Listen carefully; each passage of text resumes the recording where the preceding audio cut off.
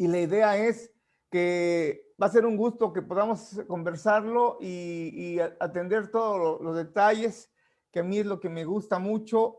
El clima nos va a ayudar un poquito para estar agradables. Estamos en el aire ya trabajando. Buenas tardes, queridos amigos, todos en un día muy fresco, muy frío. Hoy es miércoles del 8 de julio del año 2020. Son las 18:28. Somos más puntuales que los ingleses.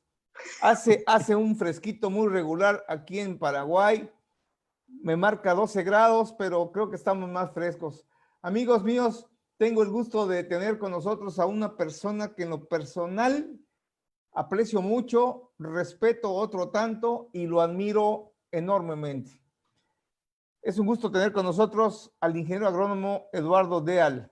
Buenas tardes, Eduardo, ¿cómo estás? Buenas tardes, Luis. Buenas tardes a, no sé cómo se llama esto, audiencia A los amigos de a Facebook. son amigos, a los amigos de Facebook, Sí, señor. exactamente. Acá también tenemos 10 grados. ¿Cómo anda? Está fresquito por allá, ¿no? Sí, también bastante fresco, bastante fresco. Sí. Es que este clima nos está haciendo estragos, Eduardo. Y bueno, es el invierno, ¿eh? Todos los años llega y tenemos que pasarlo como podamos. ¿Verdad que sí? Sí. Amigos, como siempre lo comento, dice el refrán que siempre se llega el momento y hoy es un momento para mí muy importante porque además de que estoy teniendo la oportunidad nuevamente de conversar con un amigo de muchos años, porque ya son muchos años de que nos conocemos, Eduardo y yo, Es verdad. tuve la oportunidad de conocerlo y tratarlo en el Uruguay cuando viví por allá. Pues es una persona que yo respeto mucho porque una persona muy disciplinada, una persona muy profesional. Si me lo permites, Eduardo, yo diría una persona comprometida, es una persona exigente con su trabajo y eso habla bien de vos. Y para mí es un gusto tenerte, mi querido Eduardo. ¿Cómo te trata la vida? Y Cuéntanos un bueno, poco. vamos llevándola como se debe llevar la vida. Este, Tranquilo. a los tirones como quien peina una persona motuda. La vida Está bien. la vida nos marca muchos derroteros, ¿no? Creo que esa es la Sí, parte sí, sí, interesante. Y sí, sí, además de que nos marca derroteros, pues también nos permite retomar y aprender de los errores, ¿no es cierto? exactamente. Y todo eso es parte del vivir. Y eso pues hay que celebrarlo siempre, mi querido Eduardo. Me da Por mucho supuesto. gusto tenerte y estar aquí con vos conversando una vez más. La última vez que tuvimos un encuentro conversando con el ingeniero, ya tiene su rato. Y bueno, como les decía, a manera de introducción, meramente les quiero informar que estamos conversando con un personaje que tiene su historia. Y su historia es muy larga, muy vasta, muy enriquecedora y únicamente quiero resaltar algunas cosas a reserva de que mañana lo haremos de manera más formal. Pero Eduardo Francisco de Al Fresero es ingeniero agrónomo con orientación agrícola y ganadera, egresado de aquella linda Facultad de Agronomía de la también muy linda Universidad de la República Oriental del Uruguay, la UDELAR, una institución que tiene mucha historia, mucho abolengo. Y él se gradúa, termina su área formativa allá por los mediados de los 70. Somos contemporáneos porque el mismo año que egresó Eduardo, también egresé yo de la universidad, de la facultad. Hablamos de 1976, Eduardo, más o menos, por esa época, Exactamente, ¿no? sí, sí, señor. Y bueno, al igual que muchos de mis queridos invitados, como características importantes, Eduardo es una persona que se ha hecho a golpe. Y por eso el día de hoy, la previa de eso se trata, ¿no? De hablar con la persona, con el experto, porque ahora hablamos con todo un experto, pero es un experto que es de carne y hueso. Es un experto que se cayó muchas veces, se levantó, se equivocó, lloró.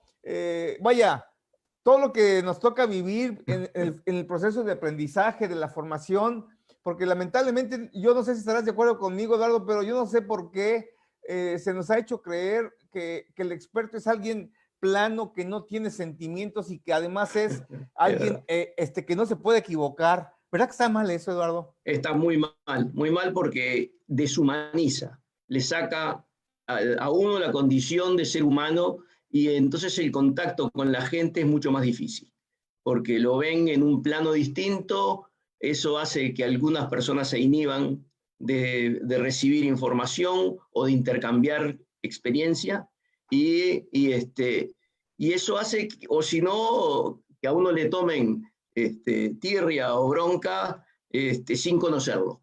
Cierto, ¿no? Las dos cosas son un desastre, ¿no? Así Son mismo. malas para el trabajo que tenemos que hacer nosotros. Así mismo. Y bueno, amigos todos, el ingeniero Eduardo es una persona que está formado en ambas áreas, la agricultura y la ganadería. También está formado en lo que tiene que ver todo con lo que tenga que relacionarse con desarrollo rural. Es un extensionista de los de hechos de a de veras, en la época en la que había que caminar mucho la vereda para sensibilizar y concientizar al productor, sobre todo de escala mediana, escala baja. A estos muchos años se dedicó Eduardo en su época de los inicios. Pero lo que quiero resaltar es de que Eduardo tiene muchos años también coincidiendo con una área que es propia de nuestras actividades y que es el tema del bienestar animal, el tema del manejo del ganado, de la conducta de los animales. Y él, al igual que muchos de mis queridos invitados, pues coincidimos más o menos porque si bien es cierto, no me dejarás mentir, Eduardo, cuando nosotros éramos estudiantes universitarios y no se diga los primeros 5 o tal vez 10 años de nuestra profesión, ni por aquí nos pasaba el tema de bienestar animal y mucho menos de hablar de instalaciones pecuarias, pero con sentido práctico, sentido amistoso. ¿Qué opinas de esto? ¿Me equivoco? No, estoy totalmente de acuerdo. El tema era que vivíamos una ganadería distinta, una ganadería que por lo menos en esta zona del mundo, o por lo menos en mi país, los conceptos eran muy diferentes de lo que en realidad debía ser. Nosotros no tuvimos una relación con los animales natural, tuvimos una relación que ya venía programada. Los animales estaban al servicio nuestro y nosotros teníamos que sacarle producción.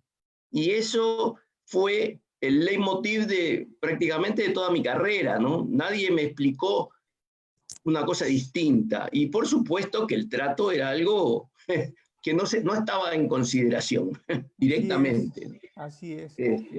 Desafortunadamente todavía hay mucha gente que piensa así. Y después Mira, está el otro extremo de la gente que se pasa para el otro lado y dicen los animales hay que tratarlos de una manera casi que agarrándolos con algodones y que no les puede pasar nada. Y entonces nos vamos para el otro extremo y nosotros, nuestra especie ha vivido de comer carne desde sus inicios. Entonces, somos carnívoros, somos omnívoros en realidad, porque comemos de todo, pero, sí, pero, pero la carne era una parte importante de nuestra dieta y los primeros seres humanos eran cazadores. sí, señor. Y bueno, y trataban de sobrevivir de esa manera. Y nosotros no podemos olvidarnos y tratar de dejar para atrás las raíces. Yo no estoy de Seguro. acuerdo con eso. Mira, Pero bueno, Mira, me hace recordar, eh, hace 2 semanas tuve el privilegio de entrevistar, ahí donde estás sentado ahora vos, me tocó entrevistar a nuestro mutuo amigo y querido amigo también, Marcos Jiménez Apiola. ¿cómo no? Y con Marcos estábamos conversando algo que acabas de decir de alguna manera más elegante, ¿no? Vos dijiste que estamos haciendo actividades ganaderas de años atrás, pero conversábamos con Marcos, que seguramente nos está escuchando y le mandamos un saludo. Sí, Yo me señor. atrevo a decir que estamos haciendo una ganadería tradicional, sí, pero de hace más de 75 años. O sea, Sí, muchas sí. cosas que han dejado de ser prácticas y congruentes. Amigos, antes de iniciar la entrada en vivo, conversaba yo con Eduardo, algo que siempre ha sido un comentario, creo que en voz populi, ¿no? Realmente el tema de en dónde está escrito que el humano le puede vencer a las fuerzas a un bovino, ¿no es cierto? Y conversaba yo con Eduardo porque decía yo a mis estudiantes, Eduardo también es profesor universitario y dicta la asignatura de bienestar animal, y conversábamos antes de entrar al aire que a los estudiantes les decimos que ¿cómo es posible que la gente crea que puede vencer a un animal a las fuerzas? ¿Por qué seguir? O sea, hasta ahí incluso se refleja el machismo, Eduardo, porque, como te comentaba, ¿no?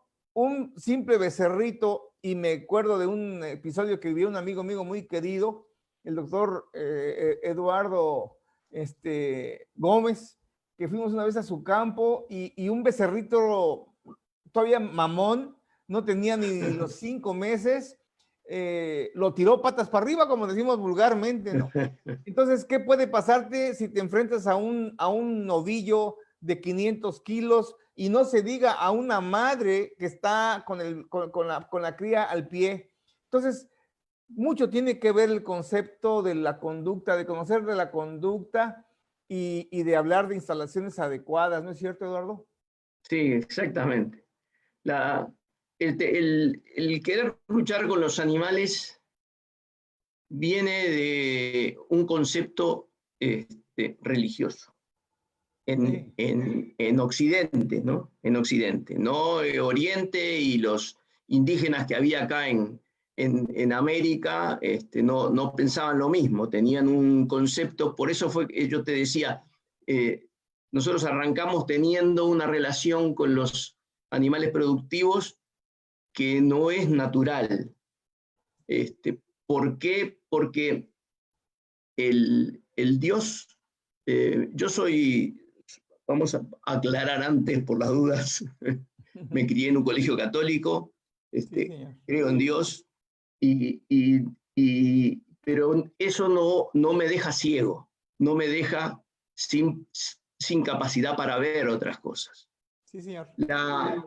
El hecho de que el hombre sea el rey de la creación, como se creyó o se cree en algunos ámbitos todavía, hace que sientan o sintamos que todo lo que está en el mundo está a nuestro servicio, porque somos lo máximo, el mayor desarrollo de la creación, que después yo voy a decir algo que para mí no es tan así, pero lo vamos a dejar para después.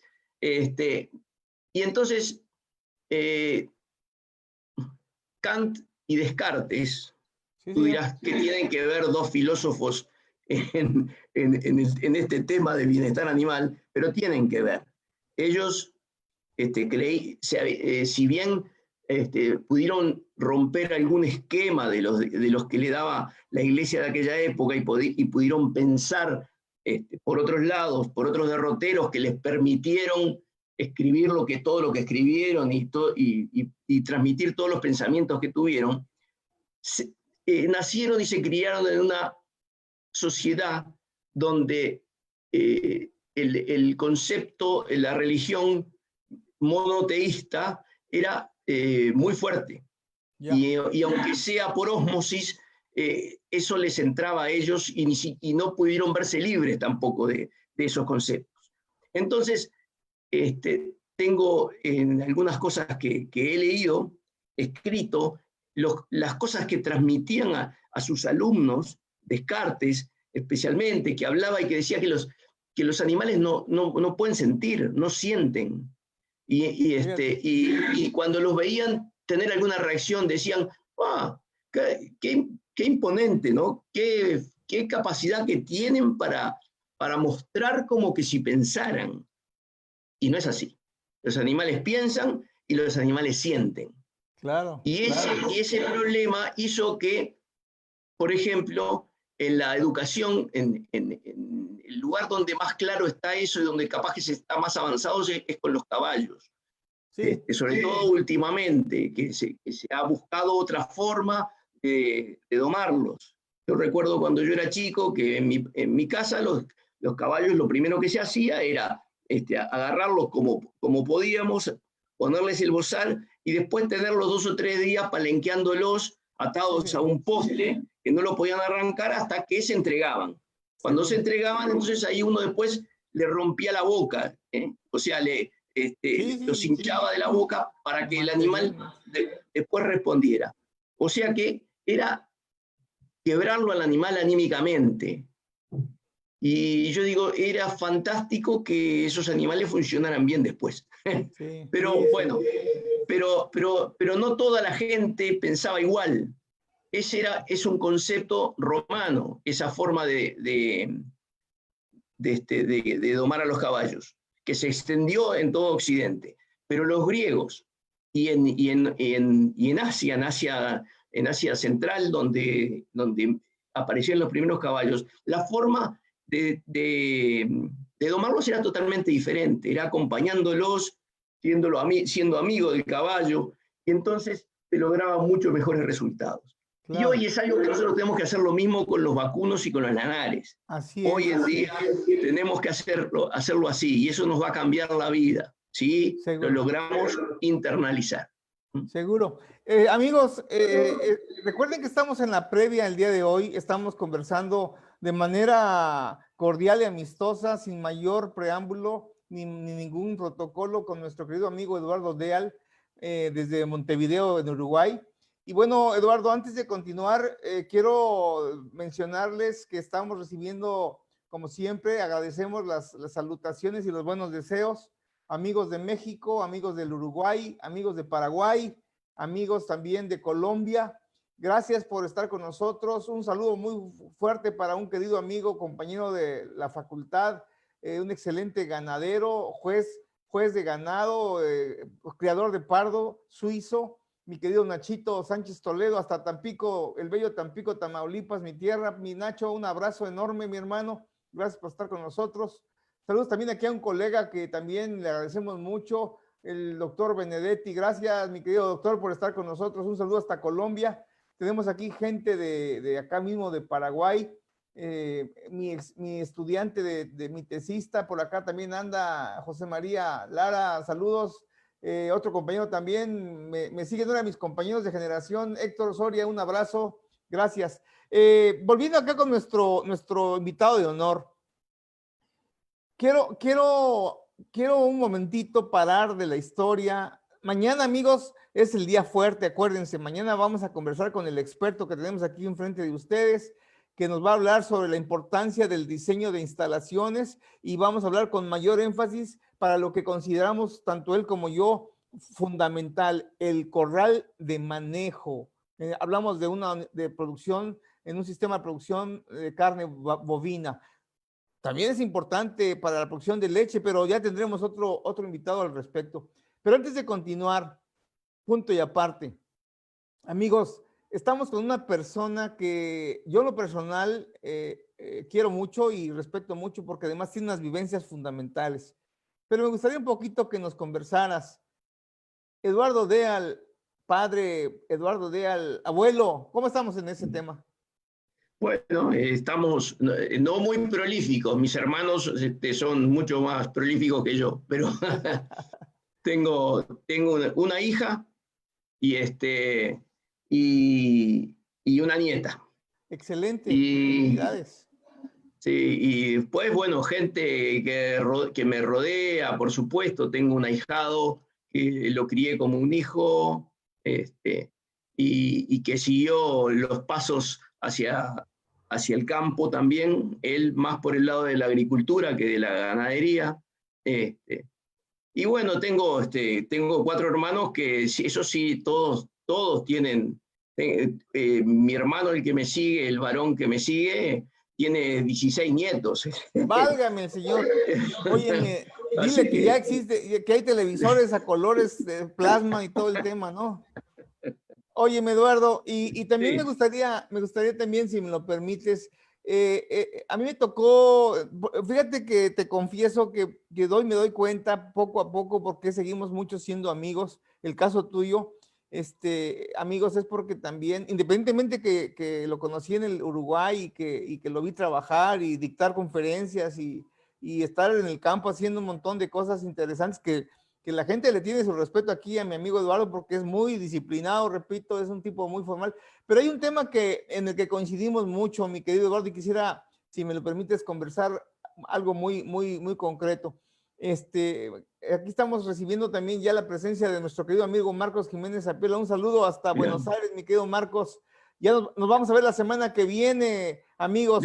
yo también le mando un saludo a Marcos. Claro, claro. Vamos a estar la semana que Cariñoso viene. saludo. Claro que sí. La semana que viene vamos a tener una mesa de debate con la presencia de Marcos, con la presencia de Roberto Becerra, que fue nuestro invitado la semana pasada, y con la presencia de Eduardo, que lo estamos disfrutando ya desde hoy. Pero el tema que me gustaría un poquito conversar, porque acuérdense que aquí estamos en la previa y es también conocer la parte humana del experto.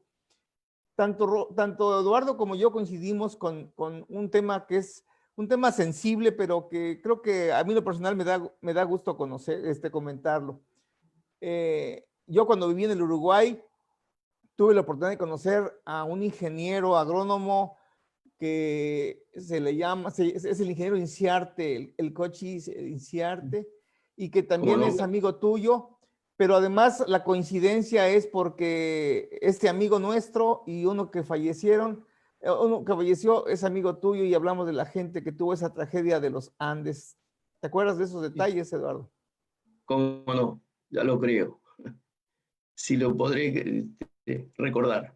Estábamos Yo, conversando hace días con Eduardo sobre esto y me gustaría alguna remembranza del amigo fallecido, si no tienes inconveniente. ah, sí, ya sé a qué te refieres. Bueno, el equipo que cayó en los Andes, yo era parte de él y, y iba a ir en ese viaje y me ocurrió algo raro. Yo soy en general madrugador, es difícil que me duerma, pero, pero una semana antes tenía que dar un parcial en facultad y me dormí. Y cuando me di cuenta a la hora que era, vi que no iba a llegar. Yo iba desde mi casa a la facultad y tenía que hacer un viaje de casi 2 horas en ómnibus y no llegaba. Entonces le pedí a mi padre a ver si me prestaba el auto y, y salí nervioso y apurado y, y un poco más allá de la mitad de camino tuve un accidente. Y, y en ese accidente se me cortó el tendón rotuliano de la pierna derecha y bueno, no pude ir al viaje. Este, Porque fue una semana antes, eso, estaba enyesado, por supuesto que no podía jugar, y bueno, me tuve que quedar. Murieron mis mejores amigos, algunos de ellos sobrevivieron, pero dos de mis mejores amigos murieron en ese accidente. Toda una Y historia. el comentario que tal vez tú querías que yo hiciera, Luis, es que, bueno, uno de ellos, por sus conceptos, no sé cuáles, religiosos o no sé qué, el poder de la mente es tan grande que es capaz de neutralizar nuestros instintos. Y él se negó a comer carne humana y murió por eso. Él no estaba lastimado, sobrevivió al accidente, pero murió de inanición porque no se negó a comer carne humana. Una historia muy Sí, fuerte, ¿no? claro. Es, Uno puede decir muchas cosas de esto. Este, yo creo que yo era un poco más animal en ese sentido y capaz que hubiera optado por la supervivencia antes que por el pensamiento. Pero bueno, es el derecho de cada uno y respeto profundamente lo que él hizo. Así es, así es. No, es contundente, contundente y respetado Sí, además. claro. Sí.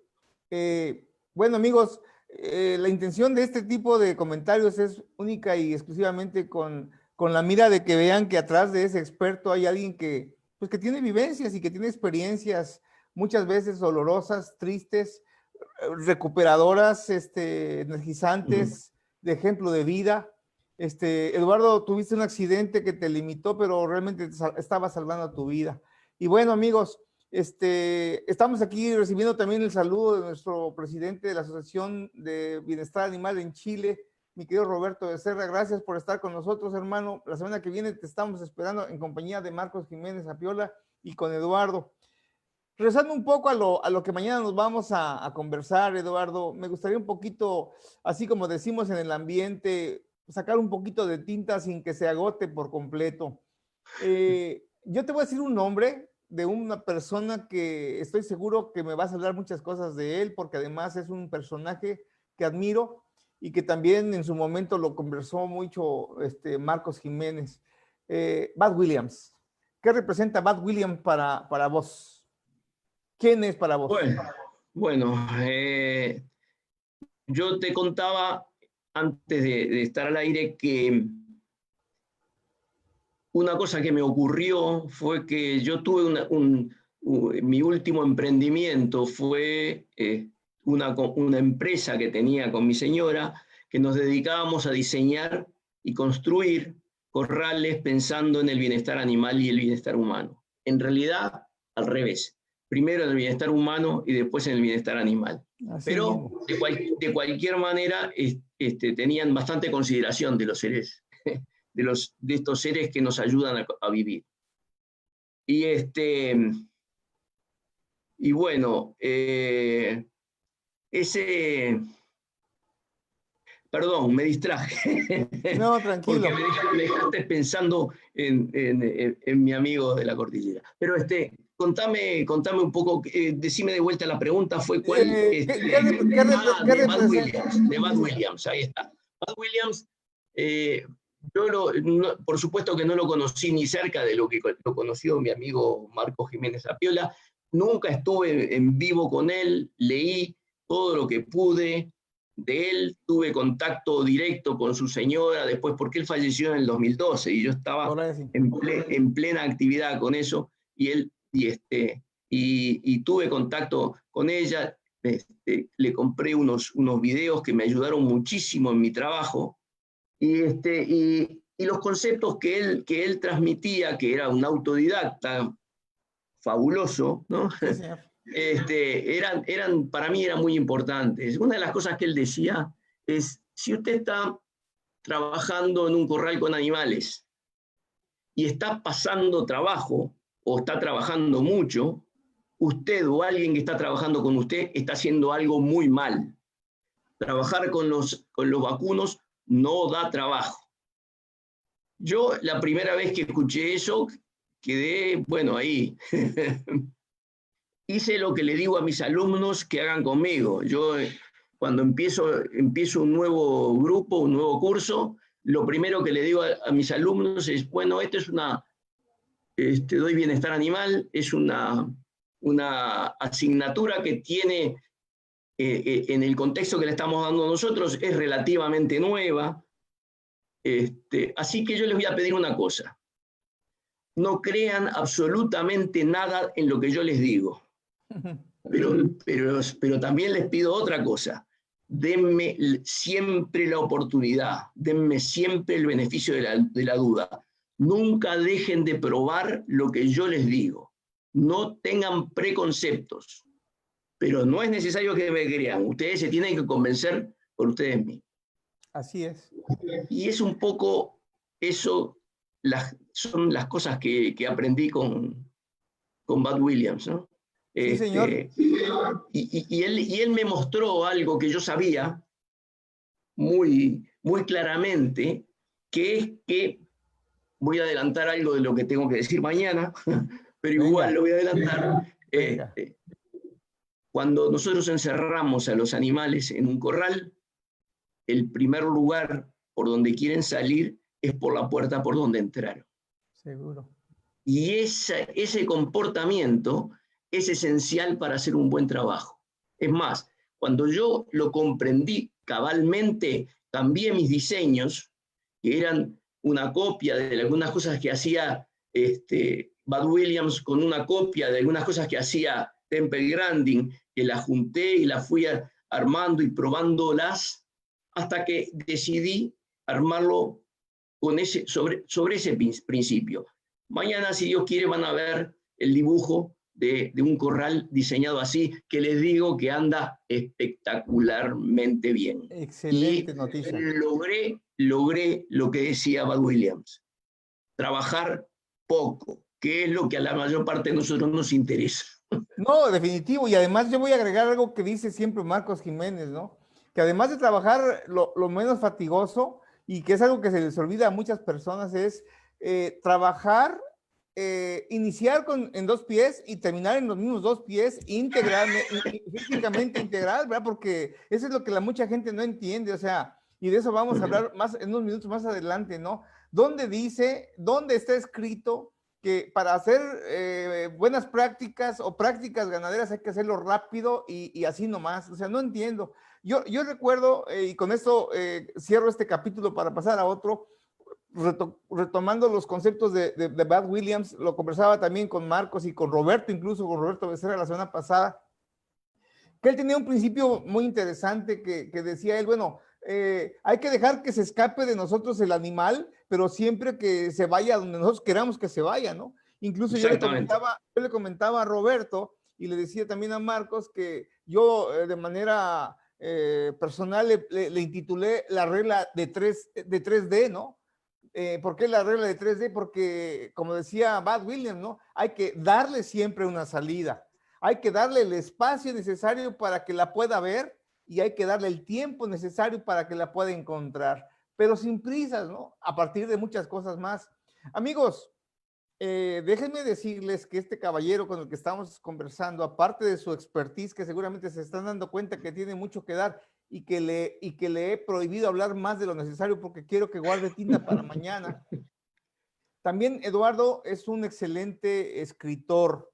Él ha hecho muchos documentos, muchas publicaciones. Mañana lo vamos a conversar más al detalle, pero en especial tiene un par de libros, 2 sendos libros. Uno de ellos que es Vacunos para producir carne, el trato, la conducción, los corrales, diseños para construir, un documento que publica en el 2013, indexado, marca registrada, y que vamos a dejar los datos para que quien quiera obtenerlo, hay manera de adquirirlo, porque es un documento que para los que estamos en esto creo que vale la pena contar con él. Así es que mañana con más detenimiento. Sigo abriendo el paréntesis, mi querido Eduardo, porque recibimos aquí también la presencia y el saludo de otro gran amigo, experto también, ya lo tuvimos con nosotros acá, paisano mío, Martín Aboaf Petit de Murat, que se aprendió mi hijo tu nombre de memoria, mi querido paisano.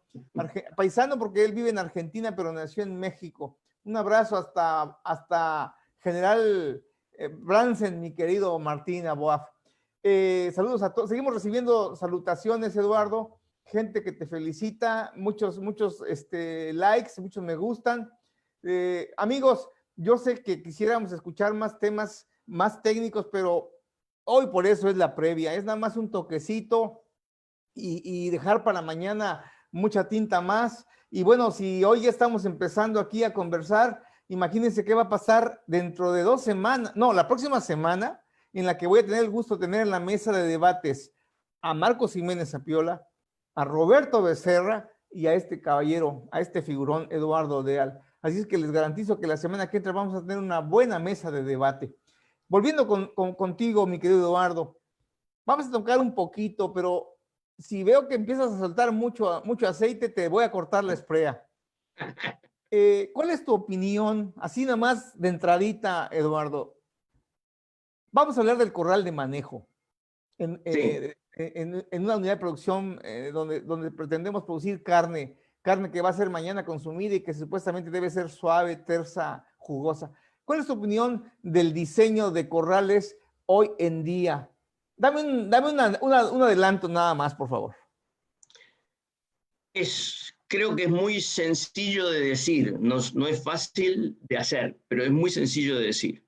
Lo primero es que tenemos que conocer que esos animales que trabajan adentro de los corrales, que se desplazan adentro de los corrales, tenemos que saber qué es lo que piensan, qué es lo que hacen, cuáles son sus condiciones físicas y sus limitaciones, porque eso es lo que nos va a permitir manejarlos correctamente.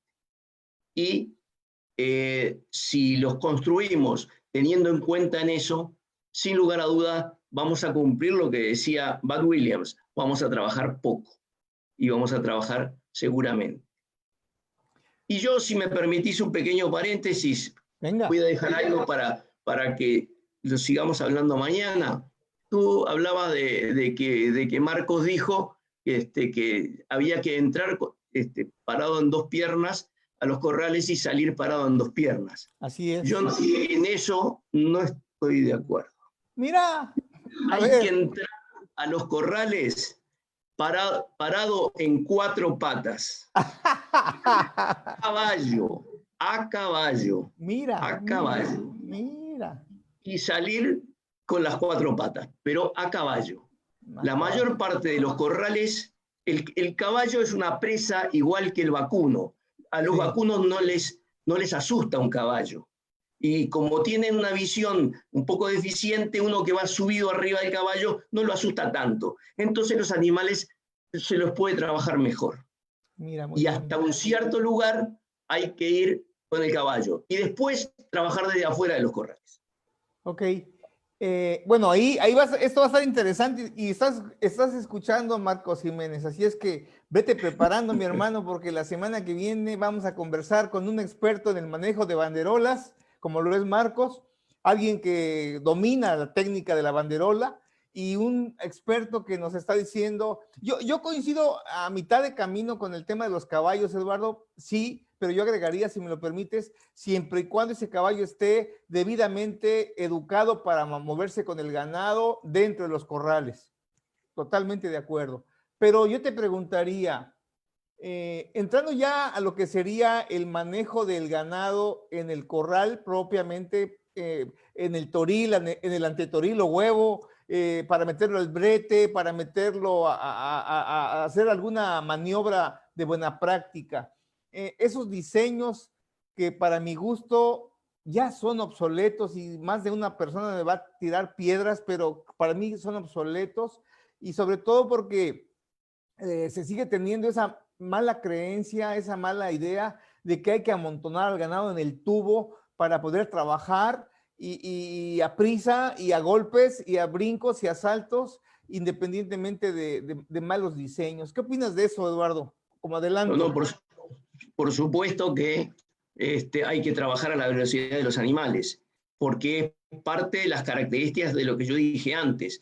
Tenemos que conocer su comportamiento y saber cómo es que funcionan, y tenemos que saber que corretearlos no es bueno. No es bueno, a ver, yo no estoy pensando en la calidad de la carne ni en lo que van a decir las sociedades protectoras de animales. No estoy pensando en eso. Yo estoy pensando en el trabajo que uno pasa adentro en el establecimiento, cuando tiene que ir a vacunar, el trabajo que pasa si un animal salta para afuera del tubo, si un animal quiere escapar porque está muy nervioso y cae con las cuatro patas para arriba, el tiempo que se pierde, todo lo que uno demora, el trabajo que eso significa.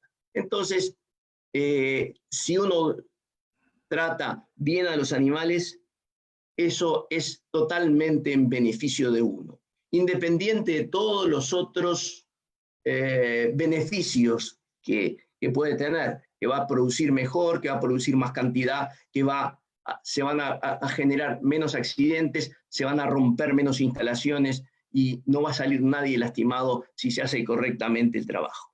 Bien. A ver, algo que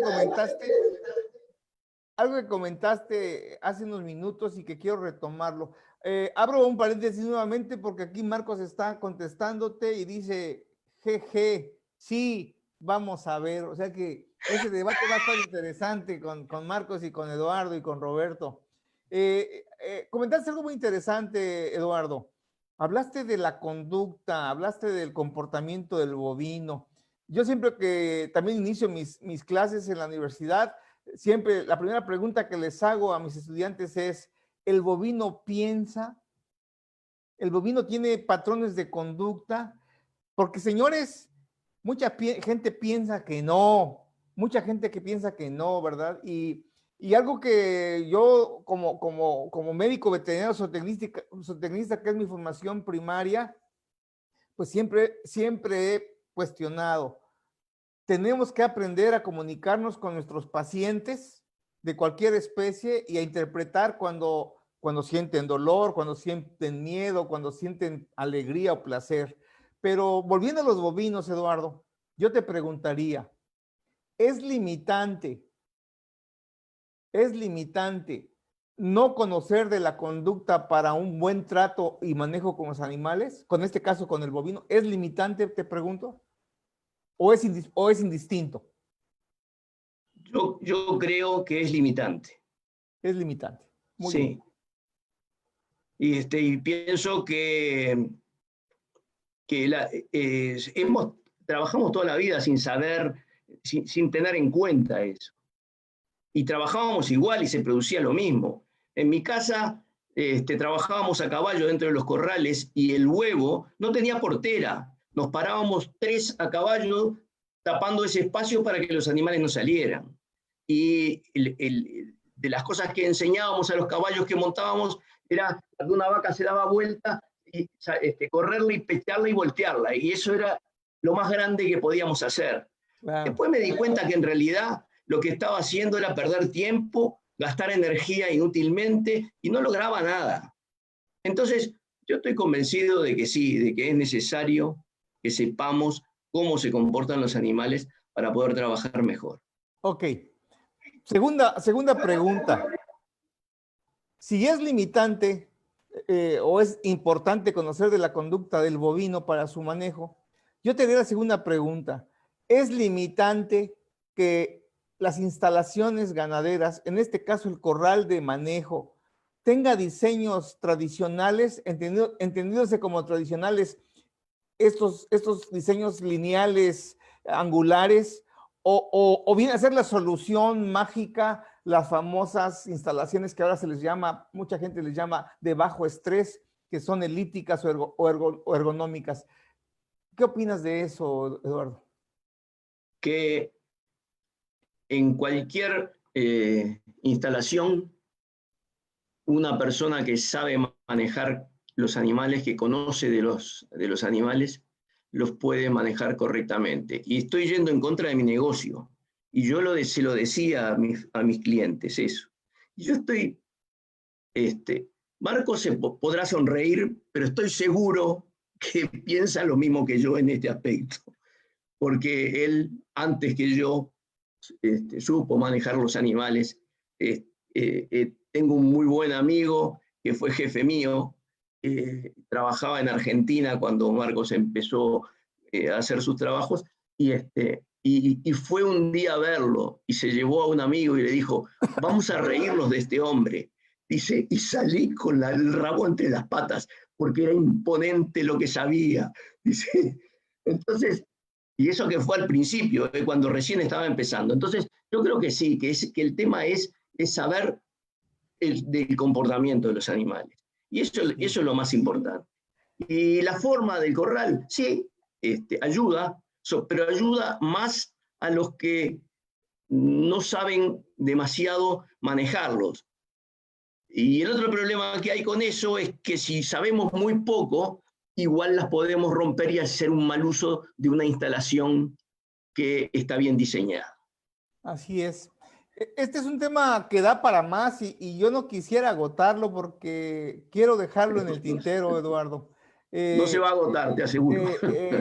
Mira que me haces recordar también dos cositas interesantes que en su momento las conversó Marcos, y volvemos a Bud Williams, ¿no? El famoso cajón de Bud Williams, su cajón que es un diseño nada complicado y que facilita mucho el manejo de los animales en el corral y que lamentablemente nunca se puso de moda, por decirlo así, porque Bart era de las personas menos, palabras dichas por Marcos, porque él tuvo el gusto de conocerlo bien y estar cerca de él.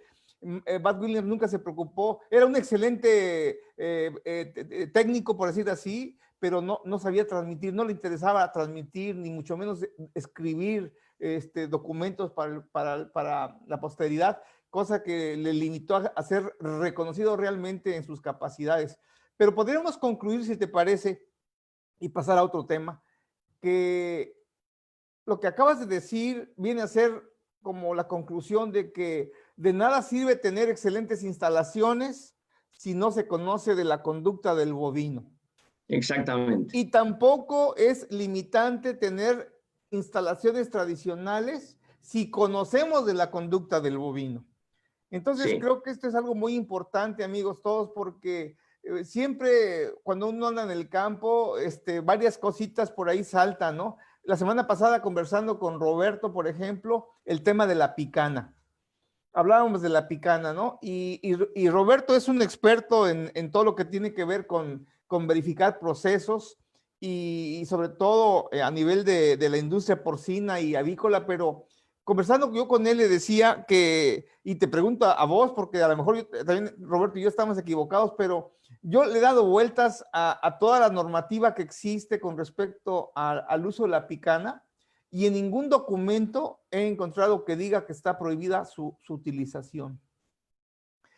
Yo he leído que dice palabras más o palabras menos que se puede utilizar en casos necesarios, en casos extremos, y se hablan de ciertos porcentajes en los que está permitido picanear al animal. Yo a mis estudiantes les digo, no es lo mismo picanear un animal cada 30 que estén pasando por el, 30 animales que estén pasando por el tubo, a picanear 30 veces a cada animal que está pasando por el tubo, ¿no es cierto?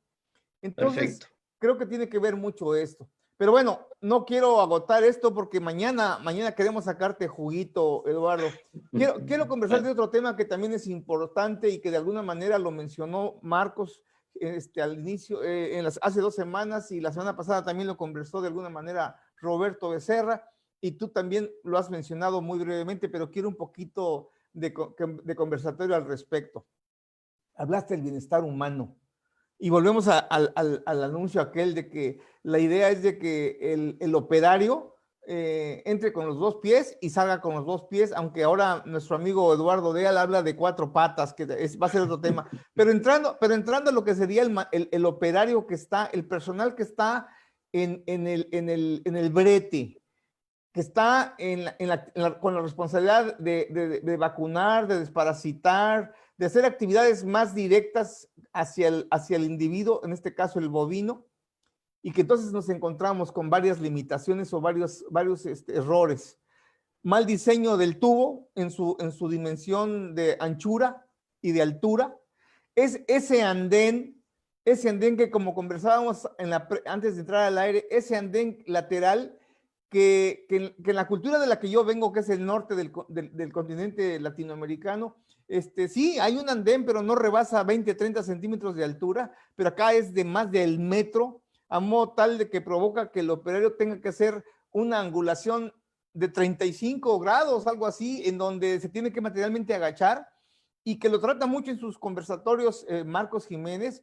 Es motivo de luxaciones y de lesiones del operario, y que, señores, y a ver si me equivoco, corrígeme, Eduardo, motivo por el cual muchos personales no quieren seguir trabajando en los establecimientos porque, claro, al mes, 2 meses y con 20 años eres una fiera, pero haciendo lo mismo 10, 15 años y ya con 40, 50 años, ya te cobran la factura. ¿Qué opinas de eso? estoy de acuerdo contigo en todo esto que has dicho. Yo creo que en mis diseños, el andén, como le llamas tú, tiene, no supera los 50 centímetros de altura y tiene todo a lo largo un estribo, es decir, un lugar donde uno puede subir o bajar sin problema de él y que a uno no le da pereza para hacerlo. Y después, esa otra distancia que dijiste, que parado arriba del andén hasta la orilla de la tabla, más alta del tubo tiene que tener en el entorno de 1 metro, no más de eso, porque si no pasa lo que tú decís, uno queda doblado para poder agarrar un animal chico, y entonces los tubos míos no son altos, porque yo también creo que el trato de los animales hay que, tiene que acompañar a los corrales. Y un animal, además que esté nervioso, no hay posibilidades. Una vez yo era asesor CREA, fui con un grupo CREA a la estación de Cinco Cruces, en Valle, una estación del Embrapa, estábamos recorriendo praderas y había en el medio una instalación típica, instalación brasilera, con piso de arena, toda techada con teja francesa, toda la instalación techada, y habían dejado adentro un animal negro que después me di cuenta que era una vaquillona brangus. Nosotros éramos 14 o 15 personas que veníamos caminando, la vaquillona estaba sola adentro del tubo. De repente miro de vuelta y no estaba más la vaquillona, y empiezo a mirar alrededor y ya había saltado como 3 alambres y iba de cola parada corriendo desesperada. Cuando llegamos a las instalaciones me metí adentro. Yo mido 1,72. Bueno, adentro del tubo tenía más o menos 10 centímetros más que yo. O sea que debía ser un 80 y pico, 1,90, debía tener de altura el tubo. Y dije, ¿cómo hizo este animal que estaba parado ahí adentro? Porque además las porteras estaban cerradas, las 2 porteras de entrada y salida del tubo estaban cerradas. ¿Cómo hizo para salir? Y entonces me tomé el trabajo, como tú decís, que soy muy, muy puntilloso, revisé toda la instalación a ver si había quedado un pelo, un rayón, un lugar donde yo dijera por acá saltó la vaquillona. Nada, no pude descubrir nada. Parada, sin tomar carrera, saltó limpiamente 1,90 m. Sí, señor. Entonces, si queremos restringirlas con instalaciones, no lo vamos a lograr nunca.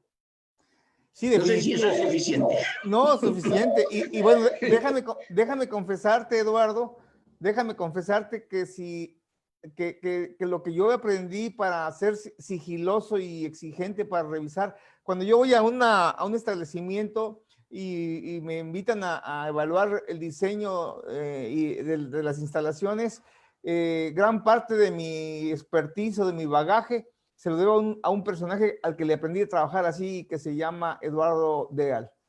Porque efectivamente trabajar en aquellos años en Uruguay, y para mí fue excepcional la forma como trabajas. Pero regresando a ese tema de cómo hay que conceptuar las cosas, hay algunas cositas que me gustaría comentar como previa todavía. Estamos concluyendo en el sentido de que entonces el diseño del brete, de la manga, sí son significativos, pueden ser en un momento contundentes, pero hay manera de paliarlo, y eso creo que mañana nos lo vas a comentar a más detalle. Pero te quiero hacer una pregunta que para mí es muy importante hacer, y se lo digo incluso a mis estudiantes, ¿no? ¿Quién es como profesionista el que tiene el compromiso o la oportunidad de diseñar instalaciones ganaderas, en este caso concreto, el corral de manejo? Y déjame abrir el paréntesis para decirles a mis amigos que nos están escuchando que por qué hemos hecho énfasis en el corral de manejo, porque, señores, es, creo, para mi gusto, el área más importante en una unidad de producción, en un establecimiento, porque por ahí vamos a tener la oportunidad de que pasen todos los animales, y en la medida que conozcamos de su conducta, en la medida que conozcamos del manejo del animal y de contar con instalaciones que nos faciliten las cosas, pues el resultado va a ser contundente en beneficio primeramente de la integridad física del operario, en segundo lugar de la integridad del individuo, en este caso del bovino, y tercero, en el bolsillo del propietario. Entonces mi pregunta es, ¿por qué seguimos, y lo voy a decir con mucho respeto, por qué seguimos tolerando y permitiendo esos diseños absurdos de corrales de manejo? Lo decíamos al inicio de la entrevista, Eduardo, y de alguna manera lo menciona también siempre Marcos, ¿no? ¿Por qué seguimos comprando vehículos Ferrari última gama y se los ponemos en la mano de la gente que no sabe manejar más que tractores o viceversa, hablando de instalaciones? Yo creo que eso es un error empresarial. Y hay dos o tres defectos ahí. Dime nomás uno, nomás dime uno, porque no quiero que te acabes todos. Bueno, uno es la capacitación del personal, pero hay otros más, que es el propietario que le gusta que si vienen a su casa vean unas instalaciones preciosas. Yo digo, siempre peleo o peleaba, porque ya no hago más corrales, con la gente y les decía, para mí está bien si quedan lindos, me parece bárbaro, me parecen buenísimos si son fuertes, pero para mí lo más importante de todo es que los animales sepan qué es lo que están haciendo ahí y por dónde van. Entonces, eso es lo único que para mí importaba. Si las otras cosas además estaban, perfecto, pero eso era lo esencial. Y no hay, desafortunadamente no se sabe mucho de esto, no hay demasiada, hay cosas que se hacen famosas y que después las copiamos todos. Yo cuando me puse a preocuparme por los embarcaderos de ganado. Otro tema. Otro tema importante, ¿no?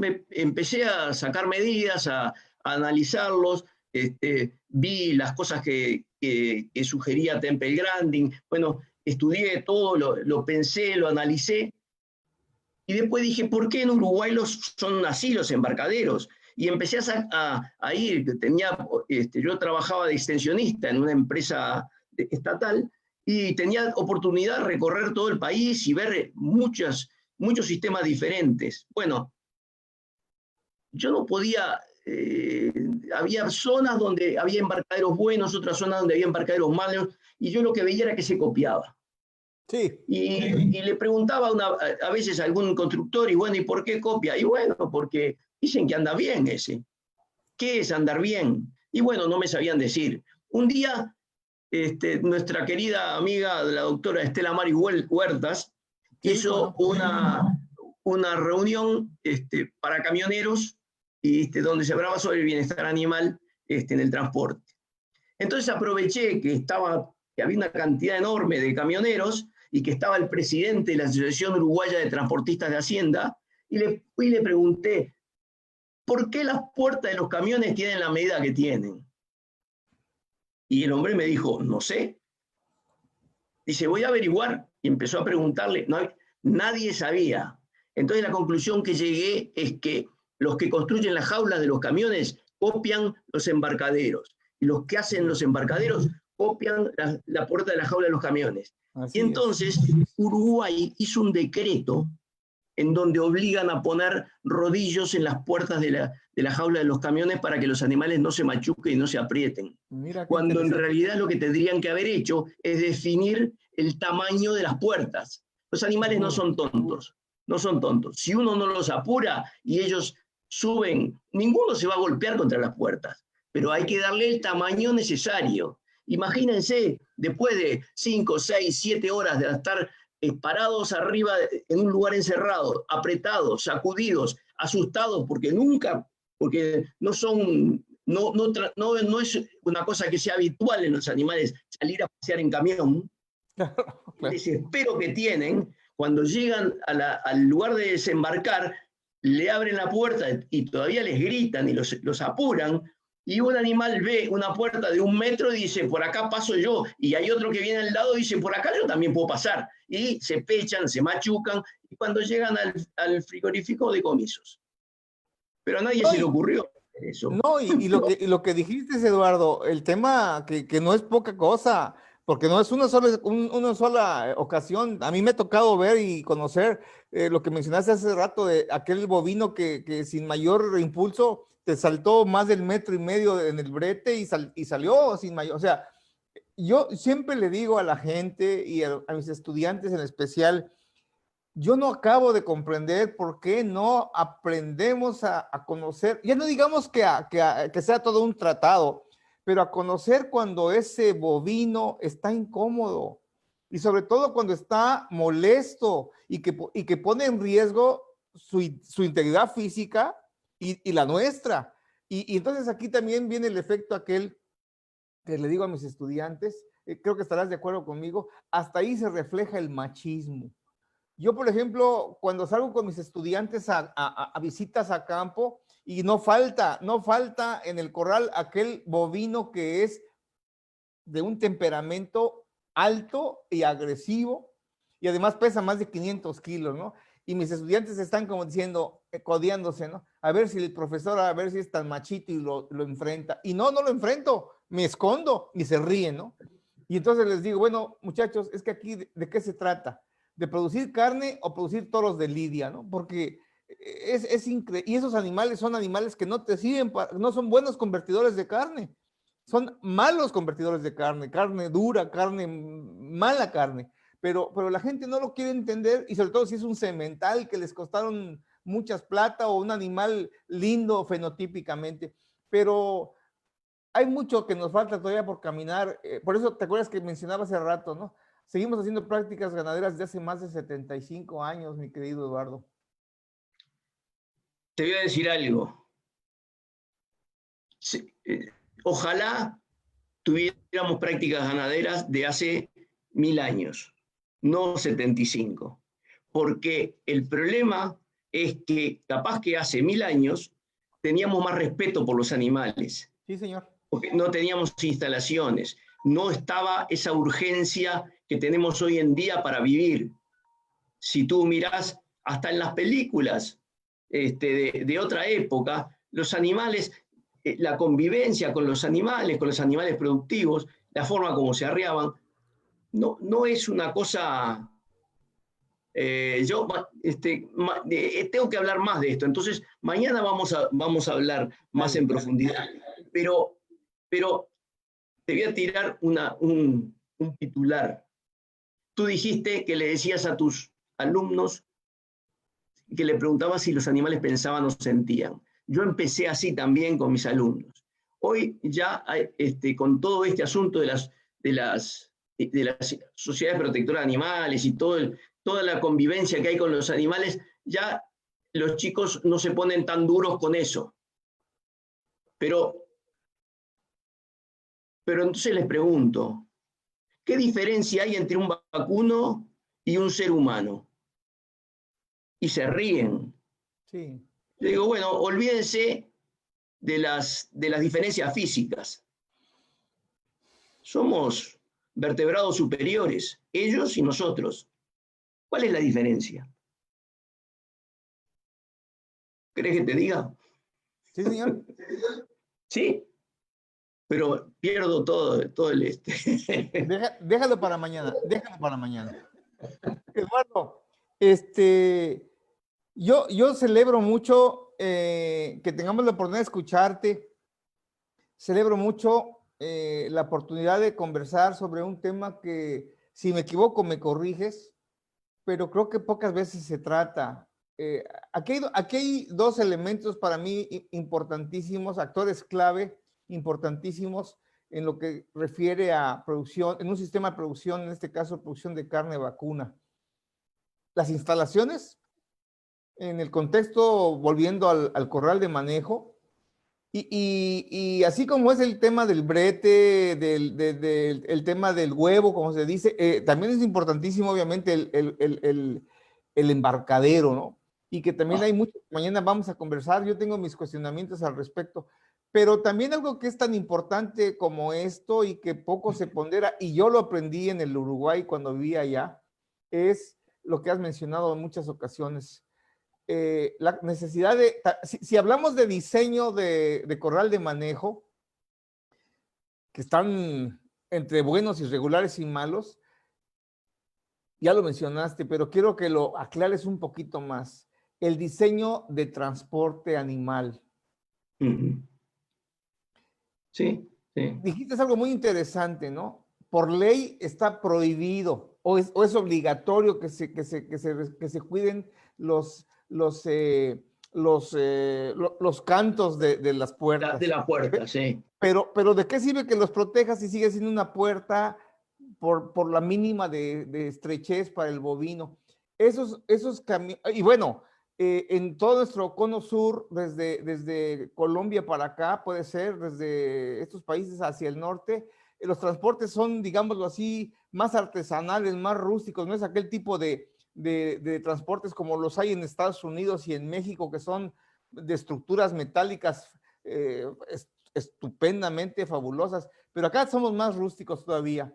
Y que Un poquito, son poco considerados de la estructura física de los animales, esos que de Estados Unidos y de México. He visto y me doy cuenta de que los animales, claro, suben porque no tienen más remedio, pero no son buenos. mal diseños, ¿no? Malos diseños, independientemente también de que ahí donde más se aplican picanazos por falta de conocimiento o por falta de algo que es imperativo y que lo dicen muchas personas, o bueno, la gente que estamos en esto, ¿no? ¿Por qué las prisas? ¿En dónde está escrito que hay que trabajar rápido, pronto, a gritos, a golpes? O sea, hay tantas cosas que seguimos haciendo desde hace muchos años. Dijiste algo muy interesante y quiero con esto cerrar este punto. Sí, efectivamente, las prácticas ganaderas de hace 75 años y mejor vámonos hacia hace 1000 años. Yo conversando con estudiantes y con amigos que me preguntan, ¿cuándo nace la moda de las buenas prácticas ganaderas? La moda entre comillas, ¿no? No, no es moda. Hay gente que incluso le pone a partir de tal fecha para acá. No es cierto. A ver si me equivoco. Las buenas prácticas ganaderas, desde mi punto de vista, mi querido Eduardo, nacen el mismo día en que el humano domestica al bovino, porque era un arte. Incluso por ahí hay un documento que la semana que viene le voy a pedir a Marcos que me esté escuchando, conversemos sobre estos documentos que hablan sobre los tratados cómo se hablaba hace 2 siglos de darle el trato respetuoso y el manejo a los animales, igual en el Uruguay. ¿Qué opinas de esto, Eduardo? Bueno, no entendí muy bien cuál es la pregunta, pero si te O refieres sea, ese, la pregunta es que, o sea, estoy no, ratificando lo que dijiste, ¿no?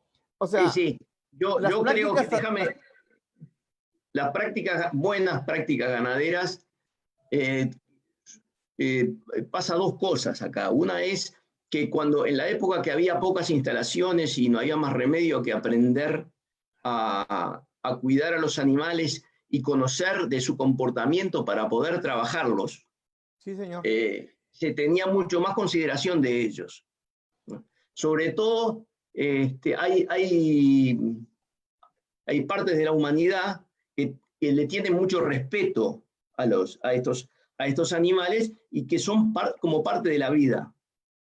Algo de eso, pero mal instalado está con las mascotas. Hoy en día en nuestras ciudades la gente tiene un trato cariñoso que además con conceptos antropomórficos, piensan que que los animales son como seres humanos. No son, son distintos. Y eso es una cosa que hay que tener muy claro.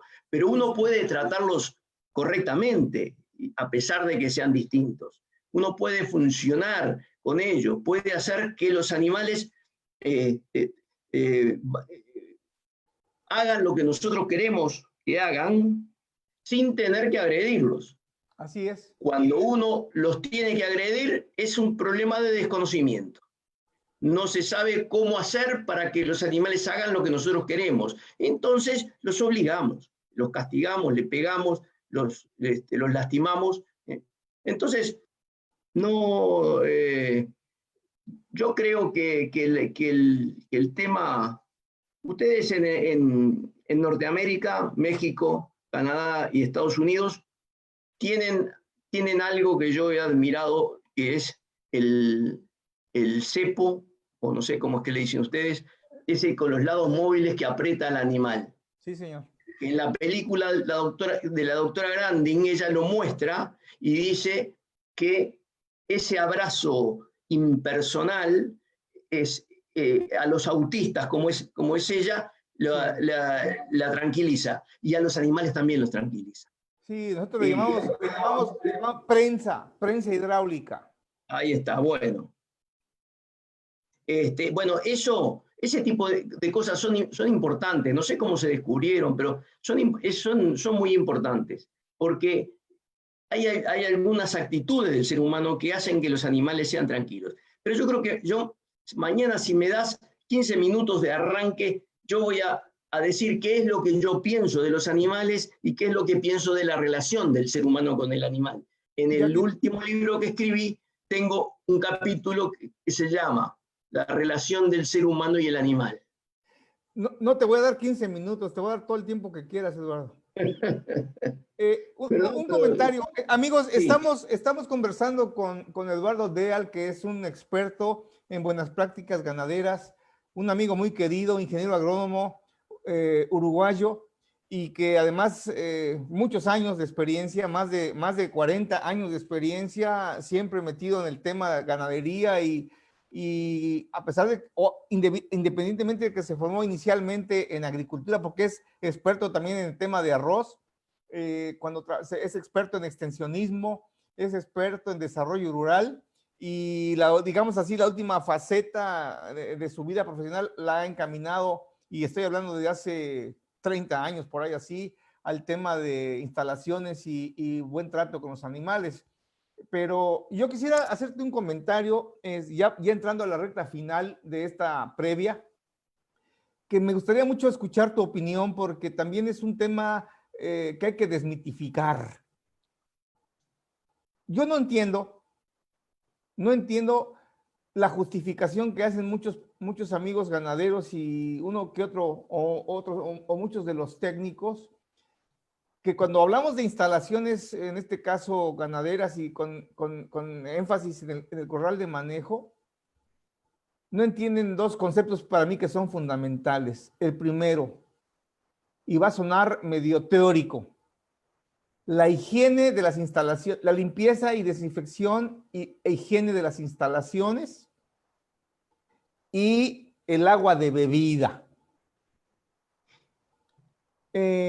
Yo recuerdo hace algunos años, en un recorrido que hice en unas instalaciones, me acompañaba un técnico acá en el Paraguay y el colega iba un tanto cuanto nervioso conmigo y me daba cuenta que algo le sentía. Yo iba a hacer una evaluación de las instalaciones ganaderas de varios predios en un proyecto que estuve trabajando hace algunos años para un organismo internacional.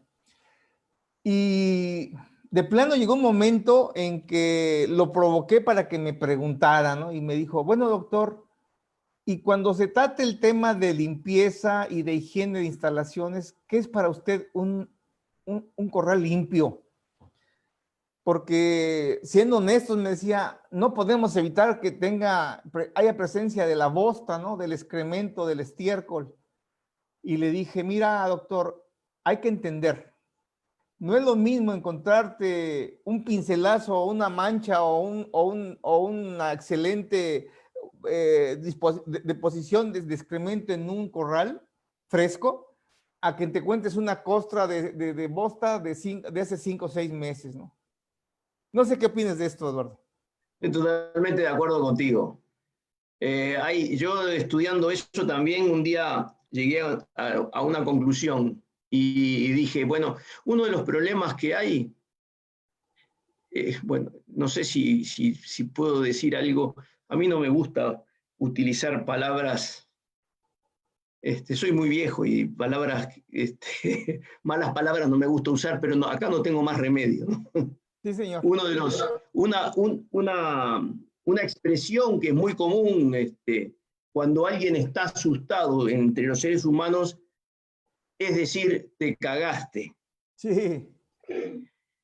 Y yo creo que eso no es una expresión solamente. Estoy seguro que en alguna época a los seres humanos le pasaba que cuando se asustaban se le aflojaban los esfínteres. Sí, señor. Y a los vacunos les pasa lo mismo. Claro. Están permanentemente asustados. Entonces, la deposición de orín y bosta que hay en los corrales es enorme. ¿Por qué? Por ese motivo. Yo a veces sueño, digo, si algún día llego a encontrar un lugar donde haya un corral con muy poca bosta, voy a pensar que toqué el cielo con las manos. Sí. Es imposible, ¿no? Porque tengo fotos para mostrarte ese tipo de cosas también, de esa suciedad. Para mí el problema más grande ahí es el susto que tienen los animales. Y Claro. bueno, sí, y la mugre que queda ahí es una complicación desde muchísimos puntos de vista, desde muchísimos puntos de vista. Así No es. solo de la higiene que ustedes, veterinarios, tienen que, colegas tuyos me han enseñado lo que es eso y la importancia que tiene, pero aparte de eso hay algunos problemas prácticos. Yo tengo una foto de una puerta de un tubo que está trancada y salida porque tiene 20 centímetros de bosta Así es. y se salen de los carriles así. Sí, señor. Entonces, eso es una parte muy importante. Y ojalá que un día lleguemos a eso. Creo que tenemos muchísimas cosas para resolver antes, tal vez. Pero es un punto que no es menor, no es ¿Y, menor. y qué opinas, agregándole un poquito a ese punto crítico? Ya no hablemos de bosta, hablemos de barro. Esa Ujú. permanente presencia de barro en suelos de corrales de aparte, que por mal diseño, por mal declive, no hablemos de ruptura de sistema hidráulico que abastezca al bebedero y que materialmente viene a ser así como la escenografía obligada en un corral, ¿no? ¿Por qué? ¿Por qué seguir viendo esto y tolerándolo? Y que materialmente, cuando lo comentas, seguramente te pasó, más de uno se rió de vos y otros cuantos dejaron de hablarte y unos más dejaron de buscarte porque pensaron que eras una persona con poco criterio técnico y menos criterio práctico. Sí, pero ¿sabés qué? Yo no pongo bebederos en mis corrales, porque eso implica muchas cosas. Implica, por ejemplo, permanencia de los animales dentro de los corrales que va en contra del bienestar. Permanencia, y entonces, bueno, si tenés una división pequeña donde van a pasar la noche los animales, pero un lugar donde están con suficiente espacio y que podés darle, y que es necesario ponerle un bebedero, está bien, yo ahí estoy de acuerdo, con todas las condiciones que puedan ser, que uno le asegure que no se forma barro en la vuelta y que los animales no se meten hasta la barriga en el barro para poder acceder a tomar agua. Es malo, para mí eso es muy malo, los animales tienen que tomar agua limpia y correcta. Un colega tuyo, argentino, pero que había trabajado en tu país, en México, mucho tiempo, me habló de las aguas duras, Sí, señor. la importancia de las aguas duras. Entonces, es otro concepto más que hay que tener cuidado cuando uno le da de beber agua a los animales. Y el problema más básico acá es que nosotros domesticamos a los vacunos para que trabajaran para nosotros, para hacer nuestro alimento, y lo sacamos de su contexto. Y al sacarlo de su contexto, tenemos la obligación moral y ética de tratarlos correctamente porque estamos sacándolo de su medio. Y ellos están entrenados para sobrevivir en un determinado medio, ¿no? Con una determinada alimentación. Entonces, cuando un rumiante que tiene un sistema digestivo apropiado para digerir materiales groseros, le damos concentrados y le desarmamos mucho más, sabes tú que yo de esto, le desarmamos todo el equilibrio interno. Y entonces hay que tener mucho cuidado. A mí no me gustan los feedlots.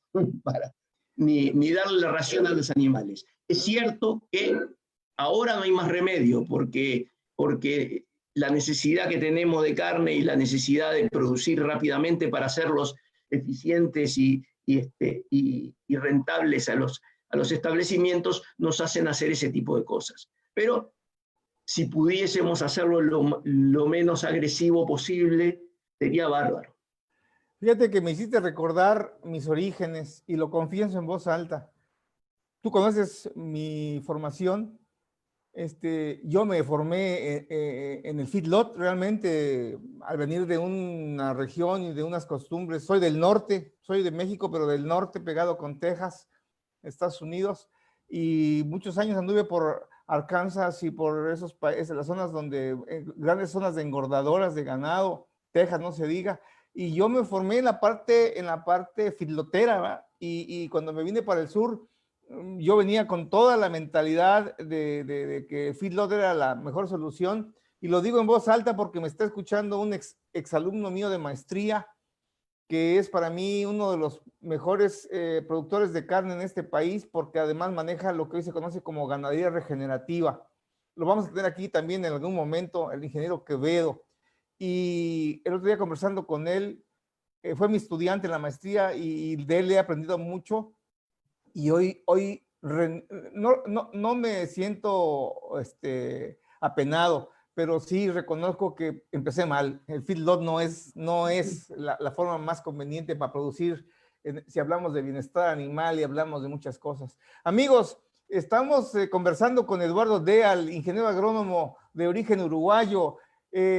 Una pregunta que te quiero hacer, y ya estamos entrando a la parte final. Eduardo, ¿sos matero o no sos matero?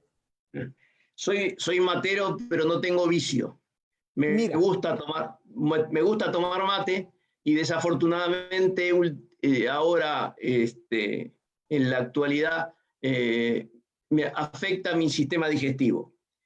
ah, Y si vieras en lo que tomo mate, te reirías de mí. Mi hija me regaló, no hace mucho tiempo, nos regaló a mi señora y a mí un mate metálico mira, que si yo lo hubiera visto en otra época, esas novedades que hay ahora, que son de fibra, de distintos materiales, no me gustan. Entonces, pero ese mate sí, para mí es amigable ese mate, y sobre todo no me afecta menos el estómago. mira. Pero igual sigo teniendo un mate de los tradicionales, ¿no? A Que ver, heredé de mi padre y me lo guardo. una pregunta que quiero hacer para el descarte, como buen uruguayo. Y yo mira que me enseñé a tomar mate en el Uruguay, porque como bien sabes, viví mucho tiempo por allá y aprendí a tomar el mate y me enseñaron mis maestros a que el mate siempre es amargo. Pero una pregunta, dime desde tu punto de vista uruguayo, ¿en dónde nace el mate? ¿En Uruguay, en Argentina o en Paraguay? Me están preguntando que qué es el mate. Amigo Humberto Falcón desde México. El mate es una hierba que se acostumbra por acá a ingerir como un té para México, pero tiene su estilo. Mañana vamos a tomar mate, Eduardo y yo. Pero contéstame la pregunta, Bueno, ¿dónde nace el mate para vos, Eduardo? te puedo decir para mí dónde nace, pero no lo sé. Realmente no lo sé. Lo que yo pueda decir es simplemente Tradición. estoy afinando la guitarra y payando. Pero creo que el norte de Argentina y Paraguay debe haber sido por ahí que el mate apareció, porque además, bueno, acá en Uruguay plantas de yerba mate hay en las sierras, acá no es, es una planta indígena, es decir, no es desconocida para nosotros, pero no, claro que no es ni cerca, no produce ni cerca de lo que produce en el norte de Argentina y en Paraguay. Y bueno, yo creo que era una infusión que tomaban los indios, esos estimulantes que la humanidad tiene desde épocas inmemoriales, ¿no? Como la coca en la cordillera, o como, Así bueno, mismo, el otro así día mismo. estaba leyendo un libro que capaz que tú lo conoces, Mancha y Gato, Sí, señor. de Aimé Gifley, el suizo argentino que hizo el viaje en 2 caballos criollos de Buenos Aires hasta Nueva York. Conocía Y, más que cualquier criollo. y él habla que cuando pasó por México, encontró que algo natural que tenían los mexicanos era la marihuana, Sí, señor. y la usaban como estimulante permanentemente. Entonces, yo qué sé, son cosas de la humanidad que no sé, no puedo decir que sean buenas ni malas. Yo creo que como todas las cosas de la vida, cualquier cosa en exceso es malo. Claro, claro. Bueno, amigos, yo quisiera aclararles para nuestros amigos que nos hacen favor de escucharnos que hoy no es la reunión, digamos, la formal, la técnica. Mañana sí vamos a estar contestando muchas preguntas que estamos recibiendo sobre, concretamente preguntándole al experto sobre diseño, sobre instalaciones, que ese es el tema realmente a tocar. Mañana lo vamos a tocar, amigos todos. Hoy simplemente es una previa en donde estamos presentando al experto en buenas prácticas ganaderas, con énfasis en diseño de instalaciones, en especial corral de manejo, y que además es una persona de carne y hueso que nos ha platicado un poco de su vida personal. Pero me falta comentar algo más, si me lo permites, Eduardo, que quisiera que mis amigos conocieran de vos. Eduardo es un folclorista, le encanta la música folclore y me atrevo a decir que en sus mejores momentos hasta era payador y cantador. Cuéntanos un poco de eso, Eduardo. Bueno, de jóvenes, chicos, en mi familia éramos 5 hermanos y nuestros padres, y nos gustaba mucho a todos. Todos tocaban la guitarra y a papá le dábamos un bombo y lo hacíamos participar también, a pesar de que él no era demasiado entusiasta, pero él acompañaba y nos seguía. Y con este amigo que te comenté, que murió en la cordillera, Sí, señor. tuvimos un dúo en Sí, donde cantábamos, porque teníamos la misma profesora de guitarra, y que nos había enseñado. También toqué guitarra clásica, pero nunca fui muy avanzado en eso. Pero folclore sí, y fanático de Cafrune, fanático de los chalchaleros, ah, fanático de algunos uruguayos como Osiris Rodríguez Castillo, como los Santiago olimareños. por supuesto, los alimareños también, con las letras de Rubén Lena, que Ah, la gran. tuve el placer de conocerlo y de conocer a sus Mira. hijos. Este, Óyeme, ¿y qué me dices del tremendo Doncita? ¡Ah! Excelente. Y era de Piscis como yo. Mira un poco, Alfredo Citarrosa, señores, Sí, también un tipo emblemático. Tenemos sí, un sí. compañero uruguayo, no sé si lo conozcas, Eduardo, también se llama Eduardo como vos, nomás que él se apellida Erro, Eduardo Erro. No, no Él, lo conozco. él escribió dos cronologías de la vida de don Alfredo Citarrosa, un uruguayo que se exilió en la época de la dictadura en muchos países, pero mucho tiempo lo pasó en México viviendo y yo me hice adicto a su música también. Este, Viste cómo tenemos muchas cosas en común, Eduardo. A pesar de los años seguimos hablando de muchas cosas. Y bueno, amigos, yo quisiera, antes de terminar esta previa, quiero recordarles que mañana jueves a las 9 de la mañana de Paraguay, 8 de la mañana de Colombia, de México, 10 de la mañana de Uruguay y de Argentina. Vamos a tener realmente la entrevista, la cápsula informativa, como le llamamos, para diferenciar de esta la previa. Y vamos a seguir conversando más al detalle con mi querido amigo, el ingeniero agrónomo Eduardo Deal, conversando con el experto, pero en este caso sí de lleno con el tema de la importancia del diseño y por qué no del mantenimiento de los corrales, del corral de manejo del ganado. De hecho, les quiero adelantar que Eduardo va a mostrarnos algunas diapositivas interesantes para contestar preguntas sobre los diseños de instalaciones. A mí no me gusta mucho el tema del diseño inteligente, ¿verdad? No sé qué opines. Yo no manejo mucho ese concepto del corral inteligente, porque realmente el inteligente es el que lo diseña, pero bueno, respeto las definiciones. ¿Con qué nos puedes adelantar un poquito de la tinta que dejas guardada? ¿Qué nos vas a conversar mañana de interés importante, Eduardo, antes de despedirnos?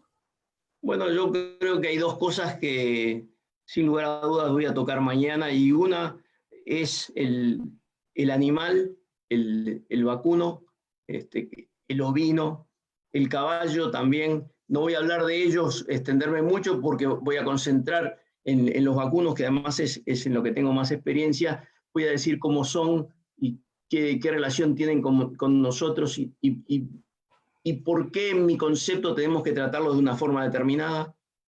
Y después voy a hablar de los corrales y decir cuáles son esos comportamientos que tenemos que aprovechar más de los animales y por qué.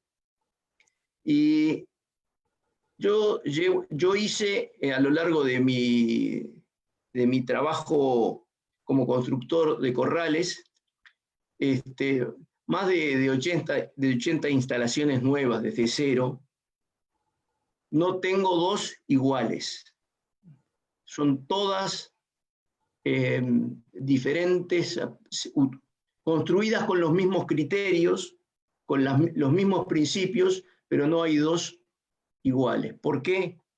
Porque cada instalación es como un traje de medida. Así es. La relación, la industria ganadera, como le dicen en Australia y en Nueva Zelanda y en los países de habla inglesa, es una relación muy distinta de lo que es cualquier otra industria. Es la relación entre el dueño del campo, el dueño del ganado y los operarios, los trabajadores que trabajan todos los días con los animales, es muy distinta que en cualquier otra actividad. Así es. Y lo que hace de distinto es justamente ese tipo de animales, cómo son, y es de lo que voy a hablar mañana. Excelente. Excelente, Eduardo. Pues amigos, mañana a partir de las 9 de la mañana, uso horario del Paraguay, los espero aquí en este muro de mi fanpage, Buenas Prácticas Ganaderas, de 9 a 10 de la mañana, y si nos extendemos, pues qué bueno, de eso se trata. 8 de la mañana en México, Colombia, y 10 de la mañana Uruguay y Argentina.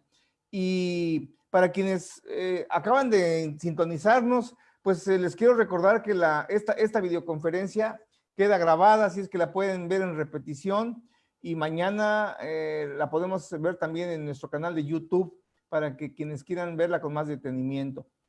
No me quiero despedir sin antes pedirte tus últimos comentarios, Eduardo, por favor, tu pensamiento de Eduardo Deal, el amigo querido, el amigo que ha caminado mucho tramo, que se ha caído, se ha levantado, un poquito de eso que tienes adentro del corazón, y que sé que lo tienes muy sensible porque eres un hombre a carta cabal. Por favor, Eduardo. Bueno, gracias. No, capaz que para mostrarte un poco una síntesis enorme de mi historia, yo me recibí de ingeniero agrónomo, y mi gran amor en ese momento era la investigación en pasturas. Tenía una especie de obsesión por mejorar las pasturas. Me había criado en un campo, primero en un campo flojo, después en un campo mejor, pero nunca había visto algo que me conformara, y era mi obsesión en ese momento. Después los derroteros de la vida me fueron llevando, y me volqué mucho más a la extensión, porque dije, bueno, lo importante es tratar de transmitirle al productor cómo hacer las cosas mejor. y bueno, mi primer trabajo fue fui asesor de un grupo CREA, y un día los productores del grupo me dijeron, bueno, queremos que nos des una charla sobre ganado de cría. Era una zona de campos criadores donde no se engordaba mucho ganado, pero sí se producían muchísimos terneros. Bueno, como no, les dije, fui a nuestro pope en eso, que era el ingeniero Jaime Rovira. Sí, Me devoré el libro, aprendí detalles. En aquella época no había ningún elemento de estos que tenemos ahora para poder hacer las cosas. Y entonces fui en la casa de un productor, que teníamos la reunión, de mañana hicimos la recorrida de campo y al mediodía fuimos a la costa de un río, precioso el lugar, adentro de los árboles, y armé mi stand ahí para dar la charla. Comimos un asado y comencé a dar la charla. A la media hora no había ningún productor despierto. Se durmieron todos. Entonces dije, yo calculo que debo estar haciendo algo mal. Nunca más di una charla así. Y aprendí. Claro. Y aprendí y tengo una experiencia que todavía no he podido lograr, que gente que está en eso la capitalice, y antes de que me vaya de este lugar de la tierra, me gustaría poder transmitirla. Y esto que estoy haciendo hoy es parte de eso. Así que te agradezco nuevamente, le agradezco a mi amigo veterinario que en las chanzas que teníamos entre los profesionales siempre fuimos enemigos. Sin embargo, yo tengo una enorme cantidad de amigos veterinarios. O sea que el ser humano está por encima de esas cosas. Sí, definitivo, mi querido Eduardo. Además, déjame corregir si me lo permites. Yo he aprendido ¿Cómo con no? los años, yo he aprendido con los años, no éramos enemigos, éramos simplemente contrincantes. Contrincantes, pero en Está buena bien. lid, pero en buena lid. Porque efectivamente lo que dice Eduardo, cuando nos conocimos, tuvimos un par de enfrentamientos muy agradables, pero siempre con respeto, siempre con mucha honestidad, y creo que siempre nos dimos la mano, Eduardo, si no mal recuerdo. Y tan ¿Recordás es, bien? y tan es así que seguimos siendo amigos. Te agradezco tu Claro que sí. amistad. Por favor, yo Amigos, también. no, al contrario. Amigos, realmente es un gusto. Sin embargo, tengo que decir, es todo por hoy. La El previa, tiempo se acabó. la previa se acabó. Hay que preparar varias cositas para mañana. Los espero mañana a las 9 de la mañana, tiempo de Paraguay, 10 de la mañana, tiempo del Uruguay y de Argentina, 8 de la mañana, tiempo de México y Colombia, por decir los extremos. Vamos a conversar en la cápsula informativa con este señorón, el ingeniero Eduardo Deal, que nos va a hablar más a detalle sobre el diseño de instalaciones con énfasis en corral de manejo. Y quiero agradecer a toda la gente que nos está mandando dedo parado, like, saludos desde México, gente de Campeche, gente de México, también de Querétaro, mi querido amigo Humberto Falcón, ingeniero, excelente profesionista y charro. Vamos a hablar después de charrería y de gauchería y de todo lo que tenga que ver con nuestra gente criolla, gente de Colombia, gente de Paraguay, gente del Uruguay. Hay mucha gente que no quiero decir nombres para no omitir a nadie. Todos merecen mis respetos, mi agradecimiento. En nombre de Eduardo y en el nombre mío, muchas gracias. Muchísimas gracias. Mañana los esperamos. Mañana vamos a hablar al detalle sobre este tema. En tanto, que tengas buena noche, Eduardo. Que disfrutes esta noche. Buenas noches, amigos todos. Y nos vemos mañana. Gracias. Hasta mañana. Igualmente para ti. Hasta mañana.